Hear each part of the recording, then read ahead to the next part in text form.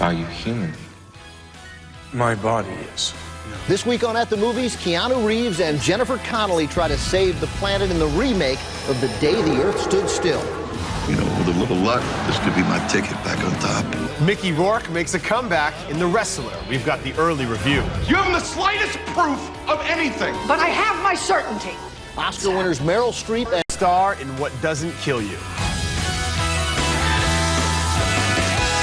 Are you aware of an impending attack on the planet Earth?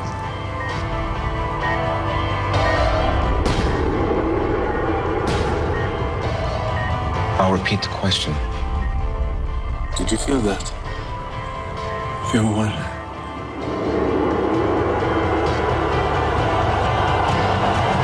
Keanu Reeves plays a visitor from another galaxy. I'm Ben Lyons from E! Entertainment. And I'm Ben Mankiewicz from Turner Classic Movies. Our first movie, The Day the Earth Stood Still, is a remake of the iconic 1951 original directed by Robert Wise, and it stays actually pretty faithful to Wise's film, though that has its pluses and minuses. Here's the story. An alien spacecraft lands in Central Park, but this is no flying saucer. It's shaped like the Earth, and inside, it has Keanu Reeves, who, as in the original, is shot by a nervous soldier. Can you explain any of this? I've been sent here to determine who or what you represent. I represent a group of civilizations. What were you before you were human? It would only frighten you. Jennifer Connelly, essentially taking the Patricia Neal role, is an astrobiologist and really the only person who doesn't want to wage war on the aliens. She wants to trust Keanu, who plays Klaatu. In 1951, the aliens warned of nuclear annihilation. Here, it's environmental. They're here to save the Earth from the humans who were destroying it. I need to know what's happening. This planet is dying. The human race is killing it. So you've come here to help us? No, I didn't. You said you came to save us. I said I came to save the Earth. We can't risk the survival of this planet for the sake of one species. Keanu does his one-note thing throughout the movie, though his inflection-free drone sort of works since he's an alien. But not much else works here. The back half, in particular, devolves into a very stereotypical sci-fi film with few inventive moments. This was breakthrough stuff in 1951, but in 2008, it feels tired. I say skip it. I also say skip it. The special effects really aren't that impressive. And you mentioned Keanu Reeves playing one note. Yeah, that works here, but it's really boring for the entire film. You never really feel the connection he makes with Jennifer Connelly. They try and make up for the two-thirds of the film that begin with no special effects by bombarding the audience with one colossal devastation scene after another. The special effects in 1951 were hokey fun. Here, in the first half of the movie anyway, they're hokey, but they're not fun. There really are no special effects in the first half of the movie. I hate nowadays in movies these sort of subliminal environmental messages and trying to make it relevant to the world in which we live today, and it comes off rather preachy at times. And you know, fans of the original will be waiting for that memorable, iconic line, Klaatu Barada Nitko, which saved Patricia Neal in the original. I was really on the edge of my seat for that one, man. Come on. It doesn't come, but I will say this. Patek Pohada Clinto, which I believe in Alien means wait for cable. Yeah, you could also wait on cable to watch John Hamm because he's in this, but he's much better, obviously, in Mad Men. What a ridiculous movie. Well, it's the most wonderful time of the year, so you know what that means, folks. It's time for Hollywood's annual onslaught of holiday-themed movies, which brings us to Nothing Like the Holidays. It's the story of a Puerto Rican family from the west side of Chicago whose strength is tested during a stressful Christmas season. Alfred Molina plays Eddie, the father of 3 kids who have come home to celebrate Christmas, all at various crossroads in their lives. John Leguizamo is a successful New York lawyer who's married to Sarah, played by Deborah Messing. Hey, Ma, did Sarah tell you? She was a big hit at her office Christmas party. She made coquito from scratch. You did? Yeah, can you believe that? I Googled the recipe. Why don't you call me instead of this Google? It's a search engine. I needed it quickly. I thought it would be fun. Freddie Rodriguez gives an emotional performance as Jesse, the war veteran who returns home from Iraq. The gorgeous Vanessa Ferlito is Roxana, a struggling actress who is not as established in her career on the West Coast as her parents might think. The siblings instantly fall back into the old swing of things. How come I didn't get an invite? Not neither. No jarheads allowed, man. Oh! See. Give me that. Got me a flashback, man? Wow. Similar in story arc and emotional tone to a Tyler Perry film, but targeted towards a Latino audience, it is important for films like this to be made, because far too often in movies, Latino characters are only portrayed as criminals, thugs, or objects of sexual desire. It's a vehicle for young stars on the rise to showcase their emerging talents. And no matter what he's in, for some odd reason, Luis Guzman always seems to bring a smile to my face. At the end of the day, it's a harmless movie. And yes, it is contrived and predictable at times, but it will connect with a specific audience. I say you can wait to rent it. Harmless, predictable, contrived. If those are the best things you can say about a movie, I think you should definitely skip it. I say there are some standout performances from some young stars on the rise, and we don't really see families like this on screen too often. You don't, but and I commend the effort, but again, the execution's got to be there. I mean, it's good that we have a movie about a Latino family at the holidays, but it's got to be a good movie, and this isn't it. I agree with you. There are some good scenes, and there are some heartwarming moments between the characters, okay, and some moments of humor, right? Some humor, and it is harmless. You know, you mentioned Luis Guzman. I don't like him here. I think he detracts from the movie. I think the real person who stood out was Elizabeth Pena, who plays the mother. I thought she was really outstanding in this movie. But and Deborah Messing was fine too. But yeah, other their than dynamic has some poignant moments as well, because Leguizamo and Messing are debating whether to start a family or focus on their careers, and of course Pena is pushing them to bring them a grandchild. So it touches on a lot of emotional themes here. Yeah, and I think that's why it will resonate with some people. It just doesn't touch on them particularly well. Freddie Rodriguez, by the way, good too. He is fantastic in this. Coming up next, Meryl Streep is suspicious of Philip Seymour Hoffman in Doubt. And later, Mickey Rourke and Marissa Tomei make an unlikely couple in The Wrestler. One beer. Okay. Father Flynn, he called Donald Miller to the rectory. So, it's happened. We are going to have to stop him. Ourselves. Doubt from writer-director John Patrick Shanley, an Oscar winner for writing Moonstruck 21 years ago, is about exactly what you think. Doubt. Doubting your faith, doubting what you see, and ultimately, doubting your certainty. Based on Shanley's own play, the story is set entirely at St. Nicholas School in 1964 in the Bronx. But this is some Catholic school. Its history teacher is Amy Adams, the pastor is Philip Seymour Hoffman, and the principal is Meryl Streep. The boy acted strangely when he returned to class. He did. When he returned from the rectory, a little odd, yes. Can you tell us why?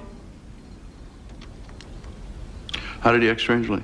That scene right there is the crux of the story. Streep and Adams suspect Hoffman's relationship with a young boy is inappropriate.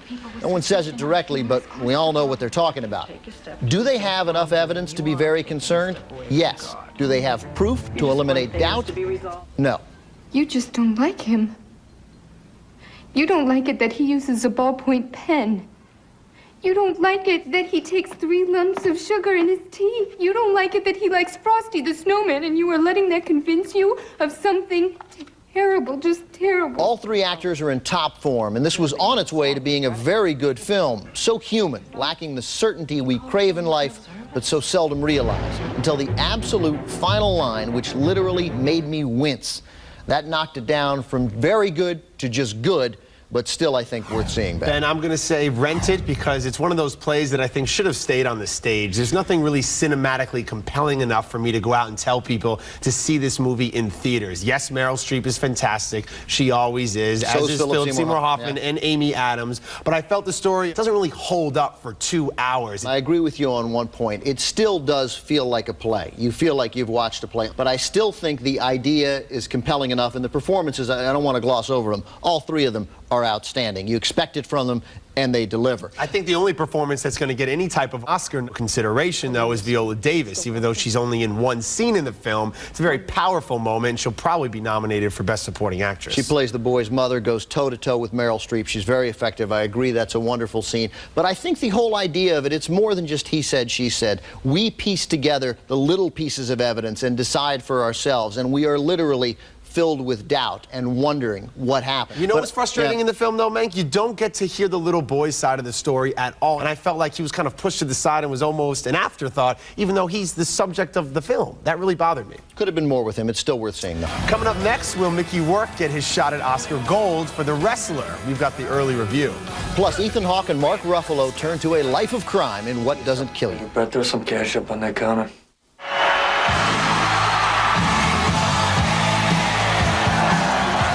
meet you.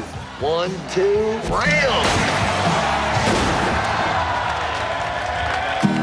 Resurrecting himself with a courageous performance that may get him an Oscar nom is Mickey Rourke, and he stars as the wrestler. It opens next week, so this is an early review. Directed by Darren Aronofsky, whose previous work includes Requiem for a Dream and Pi, The Wrestler is the heartbreaking story of Rourke's character, Randy the Ram Robinson, and his battle to overcome his self-destructive ways in the twilight of his fading professional wrestling career. Forced now to move on and stabilize his life, he befriends and pursues the love of a stripper named Cassidy, played by Oscar winner Marissa Tomei. Yeah, that's pretty cool. I don't know, man. I think that's pretty rock and roll. What do you think?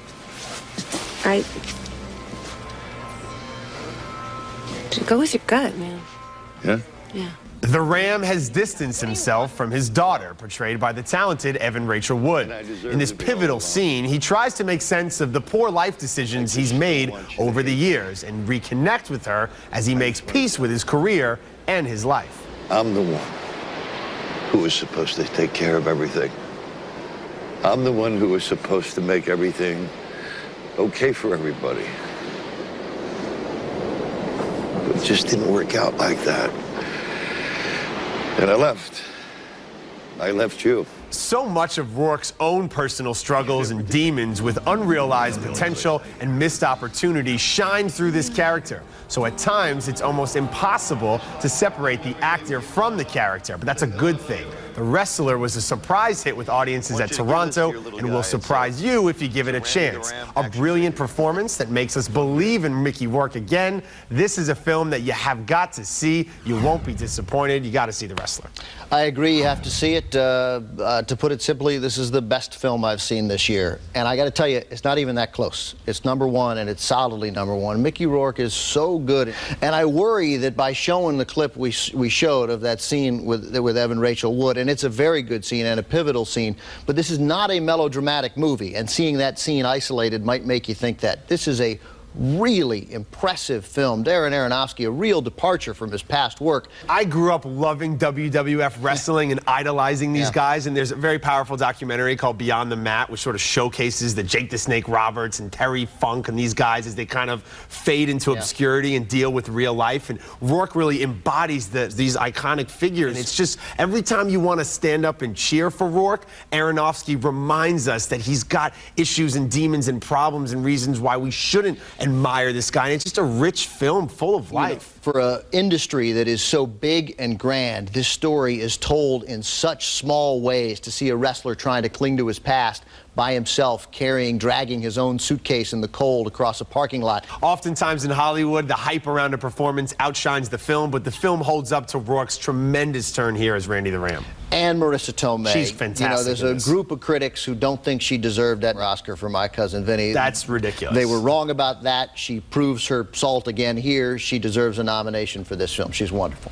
Our next movie, What Doesn't Kill You, is the largely true story of director Brian Goodman's journey from South Boston button man for the mob to drug addict to convicted felon to where he is today. And you know he's made it because, well, he directed the movie, and he stars in it too. Here he plays the mob boss with stars Ethan Hawke and Mark Ruffalo, who plays a young Brian. Here you go. You said 5,000. Yeah, that's your cut. You got a problem with that, Paulie? Yeah, as a matter of fact, I do. Oh, you do? Yeah. You know what, Pat? Keep it. Hawke and Ruffalo want him to loosen his grip on them so they can earn some money on their own. And by earn, of course, I mean steal. And not surprisingly, it goes poorly. Look, you gotta help me out a little bit here, okay? Do you need some help? Yeah. I know the situation that I put you in. I feel bad about it, believe me. But there's nothing I can do about that now. If you want to move on, I'd understand. Move on? Move on where? Move on where? That's Amanda Peet as Ruffalo's young wife. She's good, as always. I really liked this movie for a while, but then a lot of little things went wrong. The mob boss is busted on federal charges, but he ends up in state prison with the guys. Then over the course of many years, no one ages a day. That said, the good and bad are about even. It's a close call, but it's not worth spending $20 for you and a date and then get a sitter. So I think you should rent it. I'm going to have to say skip it. Telling stories of drug addiction can be very difficult. We just talked about The Wrestler, which was directed by Darren Aronofsky. He might have done it the best with Requiem for a Dream. That's a special film. This really is not special. It's depressing. It's slow. No, I think there was a lot to like here, and ultimately I was on the fence. I think there's some merit here. One of the problems I had, in fact, was Mark Ruffalo's drug use, but he showed no signs of drug use. No signs at all. He's smoking crack continuously throughout this movie. And he looked like a Hollywood agent. Yeah, I mean, what is that about? I did have a problem with that. That said, I thought that sort of Brian Goodman managed to put us in this hard-scrabbled South Boston neighborhood. I think the sense of time and place was incredibly effective. I thought it moved along certainly quickly enough, and I thought Ethan Hawke was terrific. Brian Goodman, the director, who also has a role in it, this guy has a long future as a character actor working in Hollywood. I think he's excellent. And I think it's commendable for him to direct a movie about his own life, not star in that role. Yeah. But other than that, nothing really going on here. Coming up after the break, Oscar nominee Michelle Williams fights for survival in her quest to find her lost dog in Wendy and Lucy. Great dog. What's her name? Lucy. You're a sweetheart, Lucy. Where are you going? Going to Alaska. Woohoo! King salmon. You going to work? Michelle Williams, who has clearly established herself as one of the most courageous young actresses working in Hollywood, is bravely putting herself out there again, this time in Wendy and Lucy. She plays Wendy, a down-on-her-luck girl whose only true friend seems to be her dog, Lucy. The two hit a rough patch on the road to new opportunity and are forced to cope with one difficult situation after another. Hey there.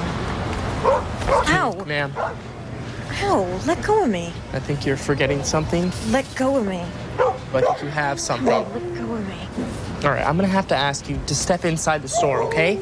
Coming in at just an hour and 15 minutes long, this indie film is slow and downright boring at its core. Despite Williams' noble efforts, there's nothing compelling to the story here of a depressed and broke young girl drifting across the country with dreams of Alaska into the wild. This is nothing here to keep the audience really engaged. It's too stripped down and too bare bones to hold up on the big screen. I'm going to have to say it's okay to skip this pretty forgettable movie.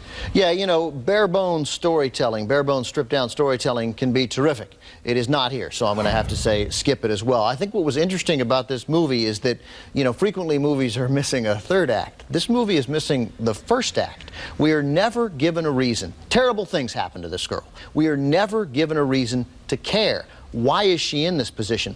What put her there? What are the circumstances in her life that made this sort of departure from regular society happen? So when we don't care, then we don't care when she loses her dog. We don't care about her relationships with people she meets along the way. I mean, I like Will Patton. People might recognize him from Remember the Titans. He was the mechanic, but there's no real genuine friendship or interaction there even. And I just feel like the film prided itself so much and was reminding the audience that this is realistic. This doesn't have music in it. This is boring. This is life. And it is not an interesting movie at all. Very basic storytelling. We have got to be given a reason to care, and it never happens here. All right, well, want to know what you can care about this weekend? Well, stay tuned for my 3 to see. I've never spent much time thinking about the past. Closed captioning for At the Movies is sponsored by...